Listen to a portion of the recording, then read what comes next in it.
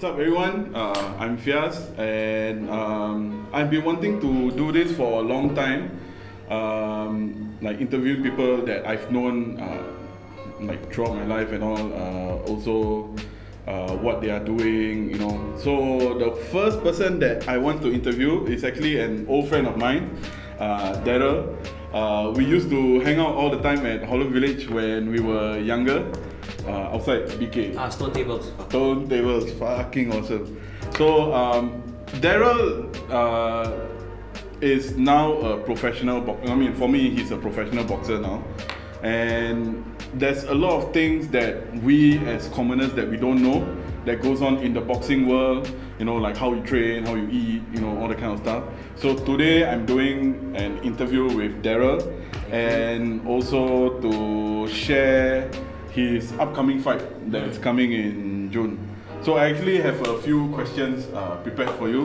Right. So just let me pull the question up. Okay.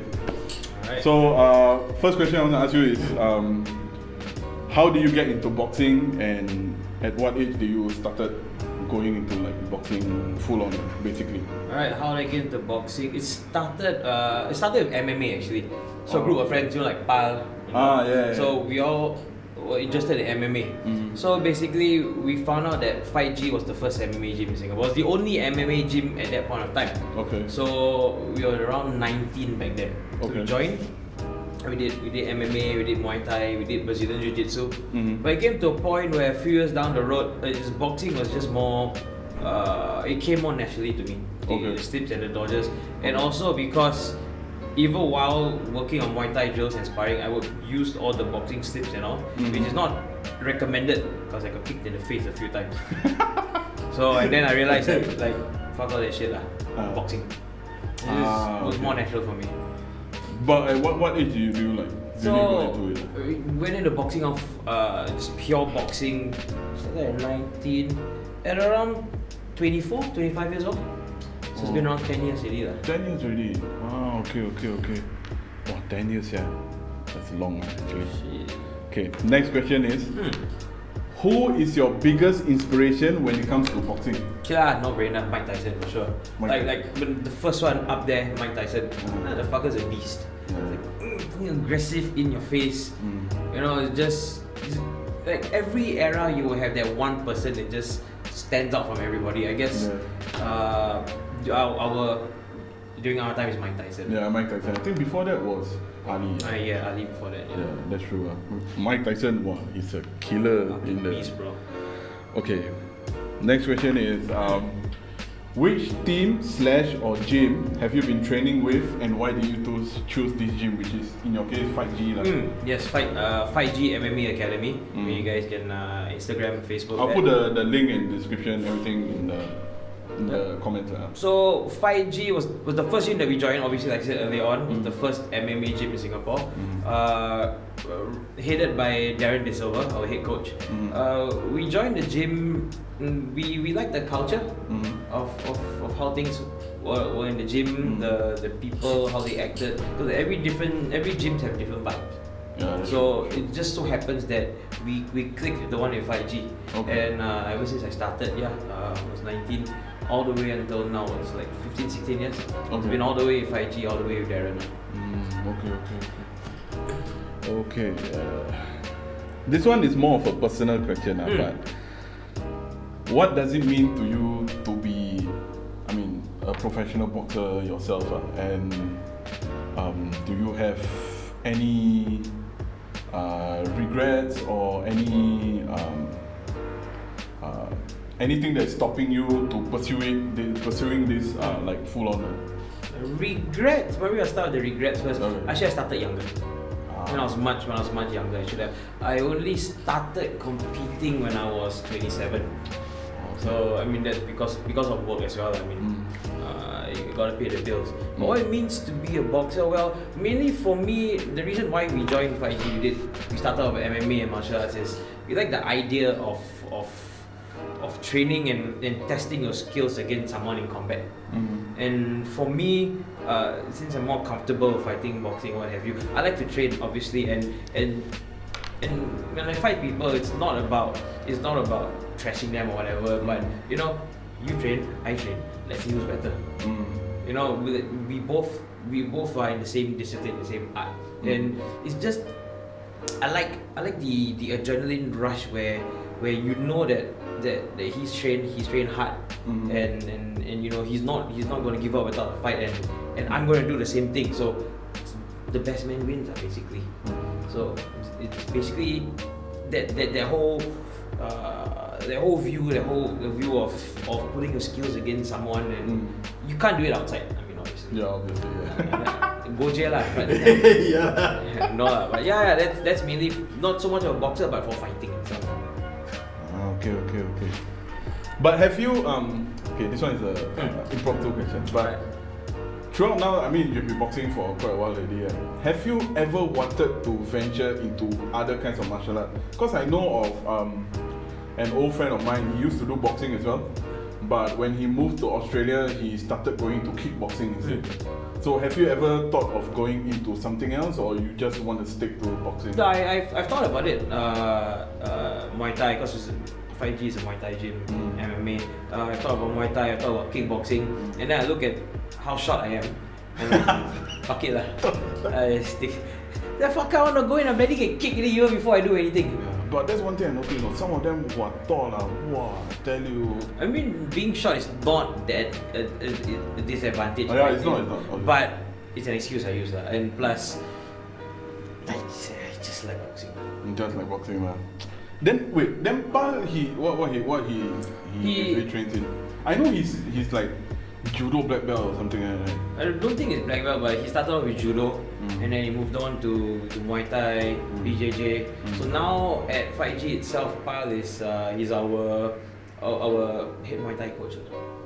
Muay Thai instructor. Okay. So he takes majority of the Muay Thai class. Actually, he teaches all the Muay Thai classes. Okay. Wow, that's a jump, yeah. Okay. Oh, by the way, cheers. It's good, cheers. Good cheers. Okay, and I can drink now because fight postponed. Fight postponed.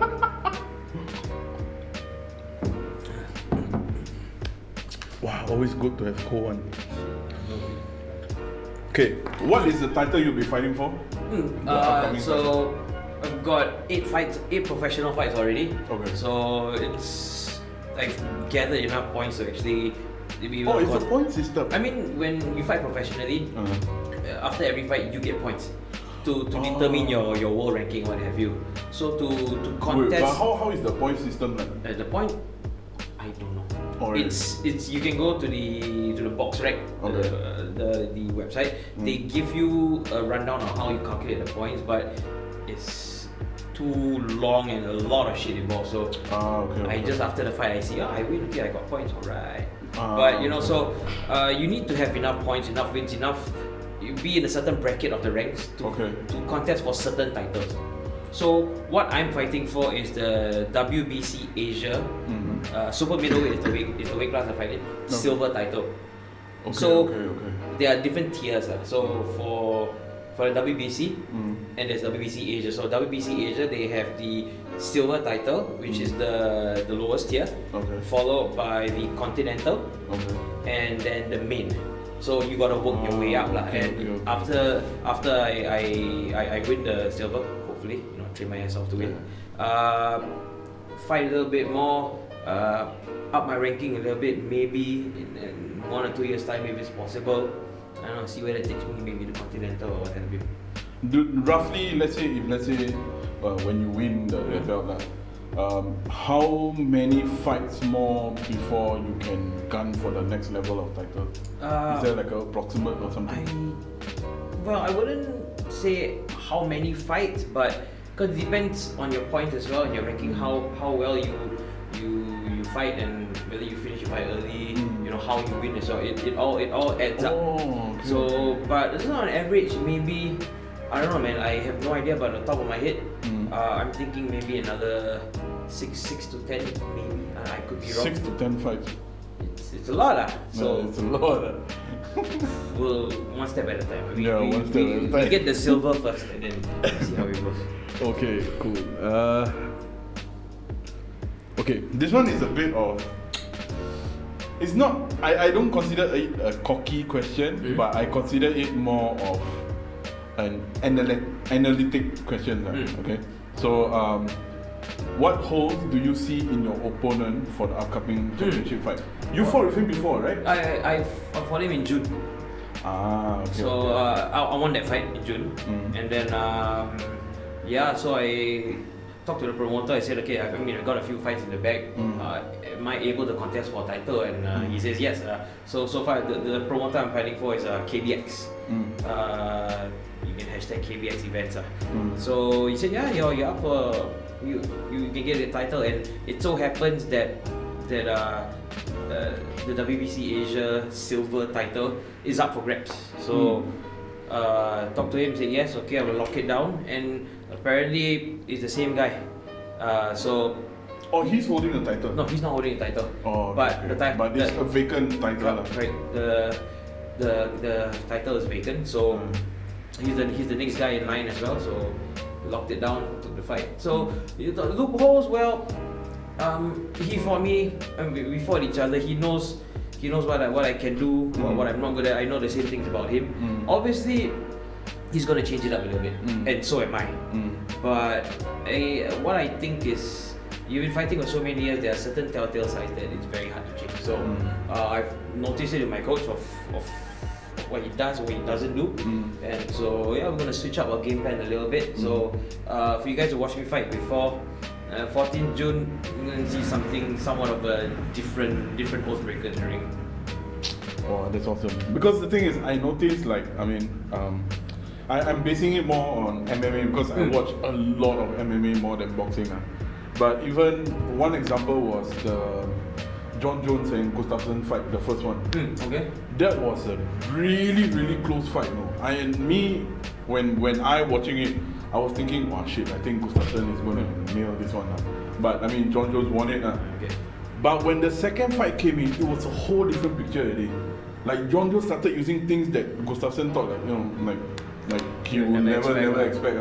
Like all of a sudden he started using his elbow a lot. Then I was like, wow.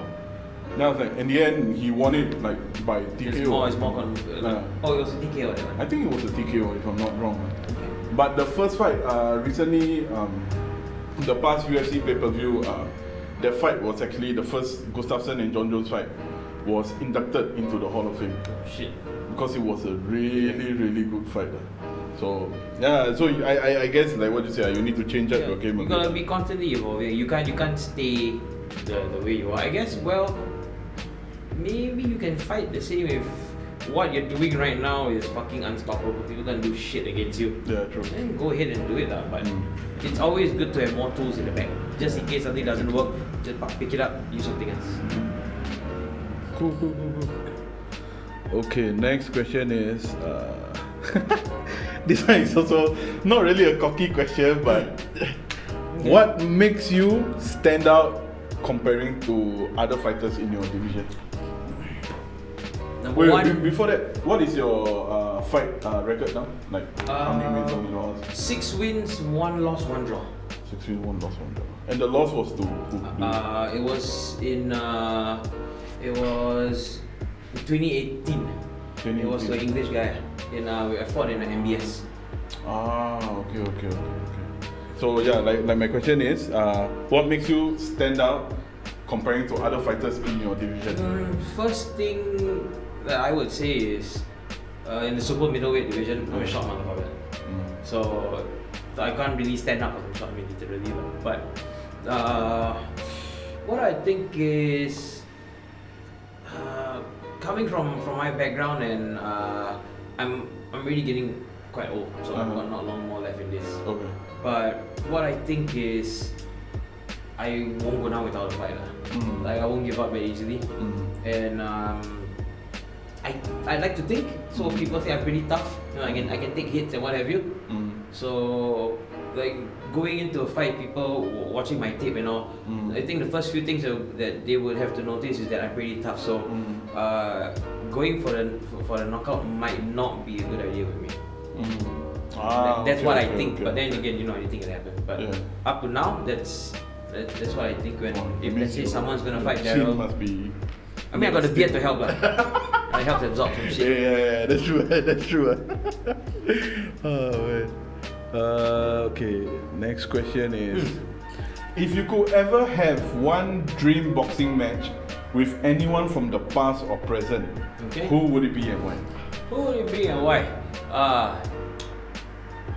I think Golovkin, Triple G. Oh really? Yeah. Because it's like, I mean, there's nothing fancy about the way he fights. Okay. He's very standard things he do. But the fucker can hit like a truck. So I want to get hit by him. I mean, fucking can die, I don't care lah. But I mean, not just literally. I would actually like, if I had a chance, I would like to fight him. I mean, obviously it's not gonna happen, but I just want to see, because I know he's fucking good and he hits fucking high. He has a chin. He takes the shots. He doesn't. He can. So I just really want to see like how hard he can. Why not Mike Tyson? Different weight class. Not about weight class, but Mike Tyson. No, I'm scared. Remember that time I sent you the meme, the one his daughter, he said that if you marry his daughter, you will get 10 million. Yeah, fucking do it. He got 2, I married both, boss. Fucking 20 million, shit, let's go. But your father-in-law is Mike Tyson, cannot cannot. If in that scenario, that 10 million, I don't know what the fuck you want me to do. But you must think about it. If let's say 10 million, you take his daughter, right? You have a coach in Mike Tyson. I know, that's why. And a lot of weed. Oh yeah, that's true. That's true. Best kind of weed, shit. Probably, yeah. Wait, talking about weed. If let's say, do you all do like medical testing before you like? Yeah, medical checkups. Sometimes they call for urine tests or what have you. Ah, okay. So is weed is a no-no? I think so.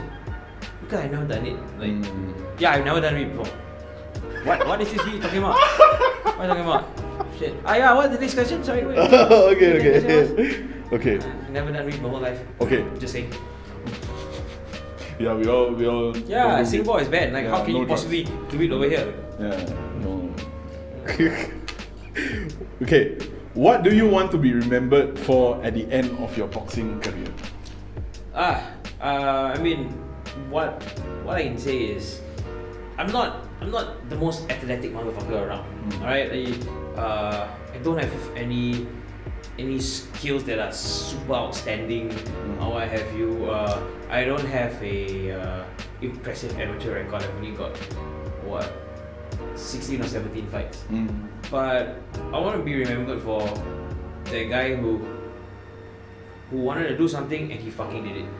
And it just goes to show that, like, what I want people to know, that if you really want something, you can make it happen. Yeah, I mean, if people are doing it out there, you can do it. So I just want to see how far I can go. By the end of the day, I just want to be that guy who had a dream. I set out to do it. I mean, whether I win titles or I don't, but I fought amateur, I fought professional. I got my name out there, at least to somewhat of a crowd, what have you.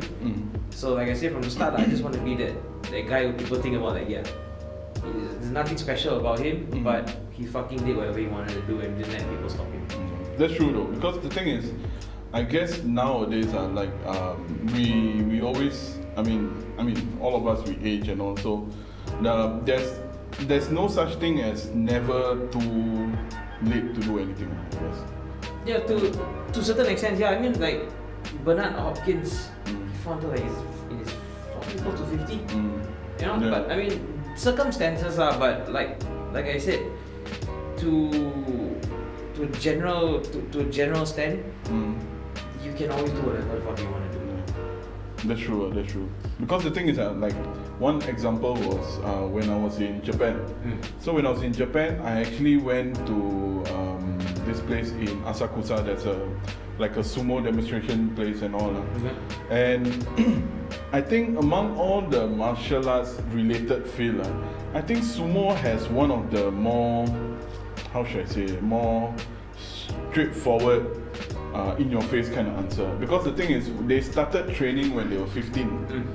And when they were 15, they have to leave their their home to go to like a stable, a gym, and train there every day, cook, every day and all. So I asked the sumo wrestler, I was like, then why are you doing this like demonstration thing and all that? So apparently he said in Japan itself, there are a lot of sumo wrestlers, but only 15% of that whole population, right, makes it big. The rest who don't make it, they'll end up like, don't have a job, be a chef, kind of thing. So in terms of what I'm trying to get to is, I mean, the like what you say, you regret you didn't start early, but it's never too late. Honestly, it's really never too late. I've seen, I've not seen, but I've heard of stories about guys who are in like example, your example as well, 40s, 50s, still fighting or still training. There was a lady that I heard, she's in her 70s or 60s, still doing strongman lifting and competition and all. So honestly, it's never too late to do what you really want to do. It's just how bad you want it. It's really just how bad you really want it. If you really want something, you will make time for it. Yeah, that's true. Okay, this is a more fun one. So recently I heard from you that you have your own workout music. Oh fuck! Yes! Oh okay. Shit! Finally. Okay, so the thing is, how do you get in touch with what's his name? Shit, I can't remember. Remy. Remy, yes. How do you get in touch with Remy, and what is the inspiration behind your final workout music? Alright, so basically, so Remy is the guy who wrote my song. He's from his band called Evil Singing Pandas. Yep. So it's just a two-man band, but the music is fucking brutal, very trashy. Yeah. You got very good Slayer feel to the band. So what happened was, I was at work. I was at work the other day, quite some time back. I was going to the lift. So I was wearing this t-shirt, this Metal Fest t-shirt. Okay. Right? So I was going to the lift, I saw this guy with a coat, shirt, pants. Going to the lift, he looked at my shirt. Metal fan? I'm like, yeah, me too. What kind of bands? Immediately, like, you just fucking talk. I was gonna go to my lab, but like, he got off at his floor, we just started talking. And then like, you're in the band, I'm in the band now, oh, this is my band, Evil Singing Pandas, or whatever you. Like, you guys on Spotify, I checked it out. And like, we changed Facebook details and shit. Then he just started, he followed me, my so-called official Facebook page. Okay. And then like post he started like just liking the post and what have you. And all of a sudden one day, he's like, hey yo Darryl, how do you feel about a workout song? Like shit. So he initiated to you. Yeah, he asked like, how do you feel about it? And then like, I'm more than honored. Like, plus this is a metal band, I fucking love metal. And he said that let me talk to my other partner Rex. Rex is his other partner. The guy does all the music, fucking good, fucking awesome. Just to check out Evil Singing Pandas. I'll put the link in the description as well. Awesome. So and from then it started to build up. He came down, talked to me, asked me questions about boxing, what have you, and then fight name. And then one domino effect, one thing led to another. Let me listen to the music, listen to the demo, and then here we are, it's on Spotify. Yeah. The title of the song is called Oathbreaker.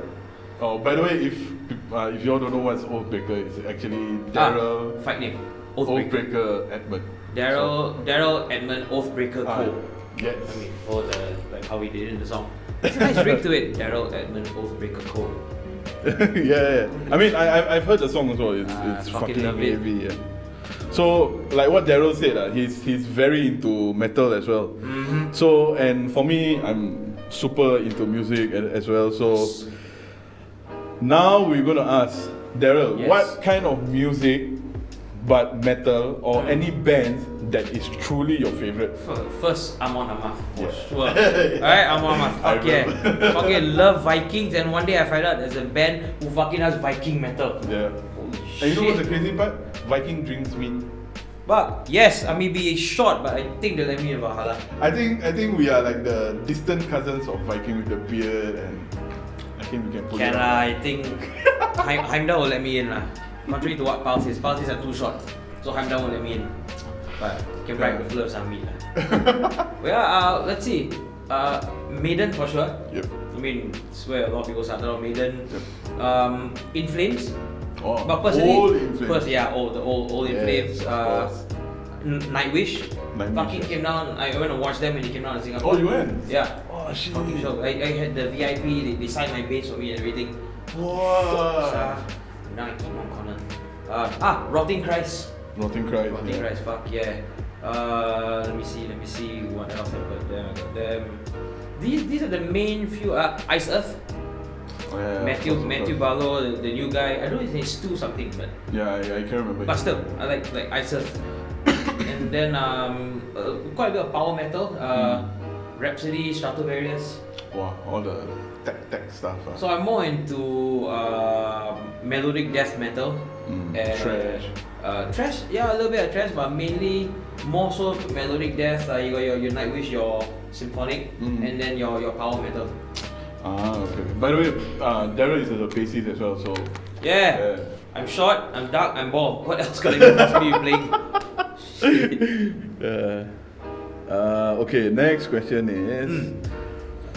Okay, this one is something more of an enlightenment for people who don't know this fight game or boxing game. So, like I said, for people who don't know this, this championship fight, you have to raise funds to make the fight happen. So maybe you can share with everyone what is like the nitty-gritty behind closed door details that us normal people we wouldn't know. So fair enough, yeah. Understand. So I mean, basically, more often than not, when you see professional fighters out there, it's just you train, you fight, train, you fight. I mean, that's what I thought as well. Yep. And then, and the main reason why I have to raise funds itself is because I don't have a promoter right now. I was when I first turned pro, I was with Ringstar. So they paid everything. Okay. They paid for everything, for the opponents or what have you. But then Ringstar moved somewhere else. And then a few of us boxers were stranded. So in order to fight, now we need to pay whichever promoter is handling the event, which is only fair. I mean, the promoter for the event, and if I am not fighting for the promoter, why should he fund my fights or what have you? So basically, generally, there are fees I need to pay for, sanctioning fees, officials. I even, because I want to fight, I have an opponent, I pay for my opponent to fly down. I pay for him, his corner man. I even pay for his personally. So I'm paying everything. But it's not a bribe. He win or lose, he'll fight to win. He's not gonna lose just because I pay. That's not how it works. Right? It's just that I don't have a promoter, so I gotta come out with the funds. I mean, so basically you are your own promoter now. Something like that. I mean, if let's say I find money on the floor, obviously then that pays for it, but if not, then by hook or by crook, I just need to come out with the money to give the promoter to pay for everything. So for this coming fight, because it's a title fight, it's much more expensive because sanctioning fees, officials. What is the amount that you're looking at? I'm looking at rounding up. 9,000. 9,000. Wow. So buffets I can go for 9,000. So the thing is, for people who don't know, it's actually not an easy thing to be in this fight game. I mean, like what you say, unless you have a proper promoter, a proper everything else. It's that, and then obviously now everything's on social media.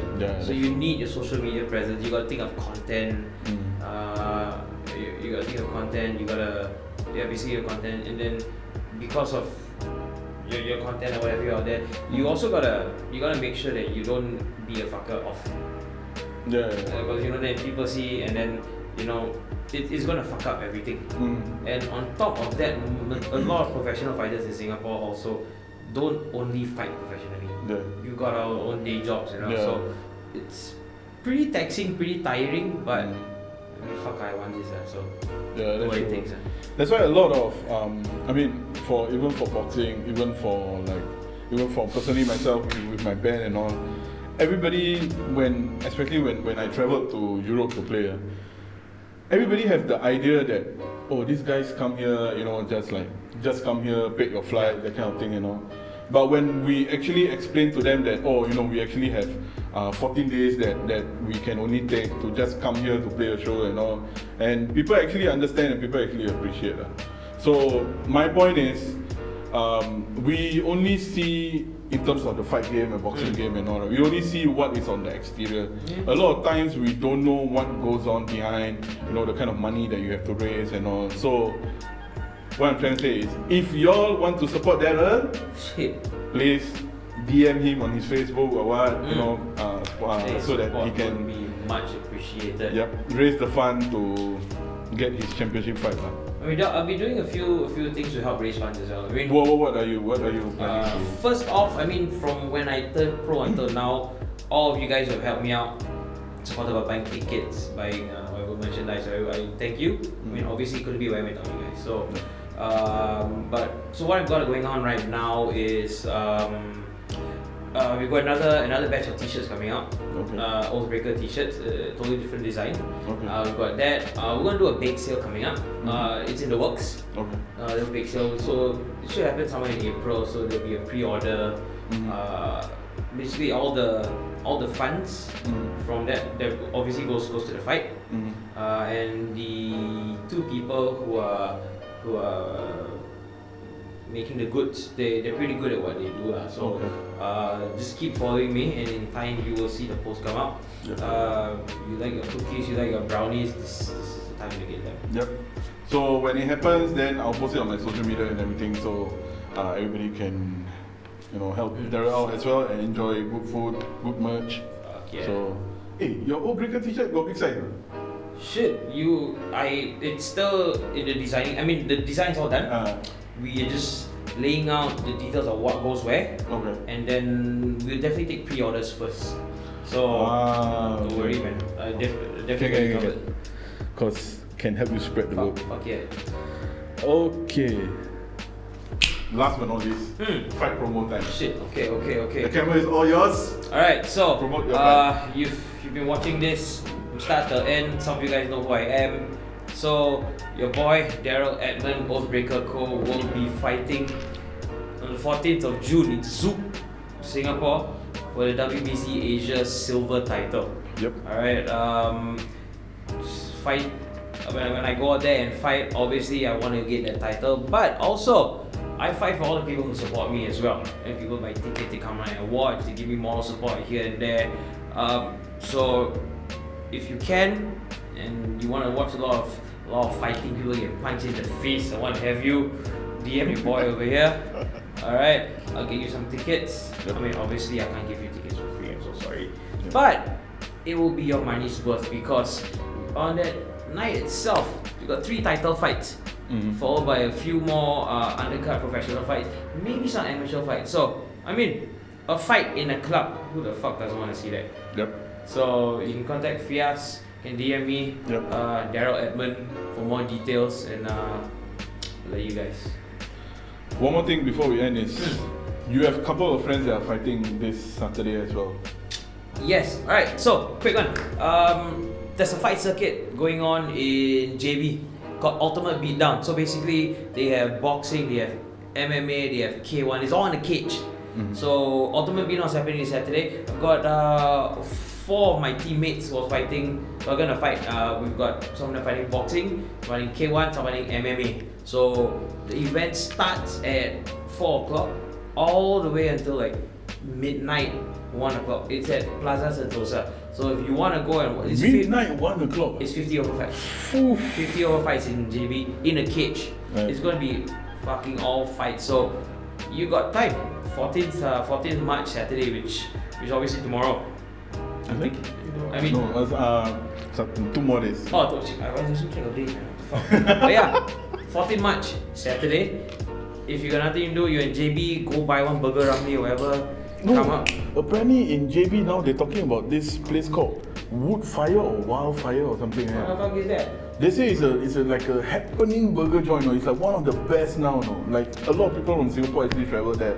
So yeah, if you want enjoy good fight, enjoy good food, get the wild burger. If I can't find it, it's you all are going right, and you're at the wild burger place. Can you text me? Maybe I want a burger on the way.